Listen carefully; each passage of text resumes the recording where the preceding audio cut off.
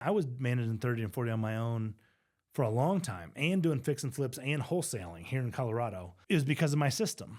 My system was a lease purchase system. This is where the tenants are working towards home ownership, and I just let them continue to pay me rent as they're preparing for, home ownership. And so that's really easy to manage. I'm not getting hardly any phone calls because the maintenance is their responsibility. I do have a maintenance deductible for $1,000 that if anything past that is necessary for the house, I'll take care of. But I'm not getting the endless clogged toilets and runny sinks and outlets that aren't working and doors that are jamming and having to send a maintenance guy out there. And then while he's there, he finds something else and gets approved by me and then has to come back and process this payment.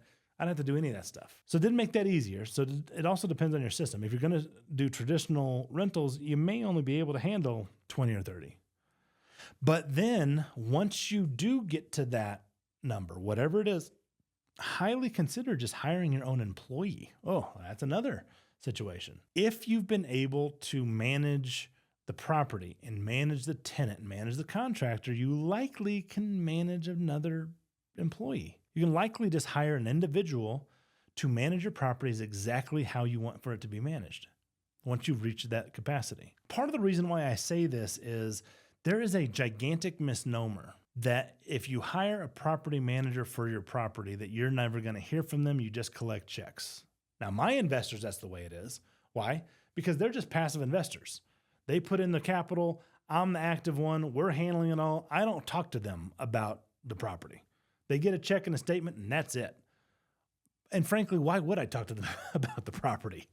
What am I going to ask my investor? What color paint do you think we ought to use on this one? Do you think we ought to put that in Formica or granite? What do you think there, investor? What do they know, right? Now, they probably have opinions, but their opinions based on very limited knowledge. I'm not saying that my investors are not intelligent. In fact, they're very intelligent. They're so intelligent that they know to partner with someone who can handle it for them and just collect checks. So if that's your model, if you've got a model that says, I'm going to partner with investors, create a private equity company, we're going to partner on deals, then you are going to have to manage it yourself, likely. Because imagine going to your investor and saying, hey, by the way, we should make X, but we're going to make X minus because I hired a property manager and they're going to take a lot of our proceeds out. They may look to themselves and say, well, then why am I even partnering with you to begin with? So something to consider. You also need to learn the laws. If you're going to manage yourself, you got to learn the laws. You got to learn what you can say. You got to learn what you cannot say. Fair housing is a real deal. It is something that if you say the wrong things, advertise the wrong things, discriminate against someone for race, gender, familial status, whatever, you could be liable for a fair housing complaint. And what could happen is you get a hefty fine and possibly even, depending on how egregious it is, potential jail time. We don't want to deal with that. We don't want to deal with any of those kind of situations. So you got to learn the laws. What's the best way to learn the laws? Well, you can talk to other investors about what's going on in your market. You can hire an attorney. You can interview other property management companies and ask them, hey, what are the common laws that you're having a problem with?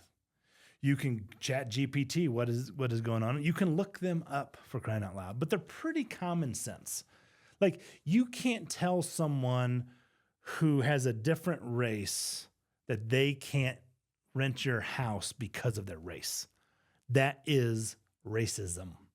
Can't do that. You shouldn't want to do that to begin with. You got to learn the laws about how much down payment or security deposits you can collect, how you have to process security deposits. Here in Colorado, they've passed some pretty tenant-friendly laws about returning security deposits. In fact, there was a company that got sued for millions of dollars because of the way they were returning security deposits, because they were holding back security deposits for having to carpet and paint once a tenant moved out. Right now in Colorado, you can't hold back a security deposit just for carpet and just for paint. So that makes it a little bit more difficult when little Johnny writes his name on the walls of every room, or when they trash the carpet or hardwood or vinyl plank or whatever it is. That makes that really difficult. So it's something for you to learn to make it so that your investment is producing as you want for it to be. Then there's just some real practical things like best practices. Where do you advertise? Is it Zillow?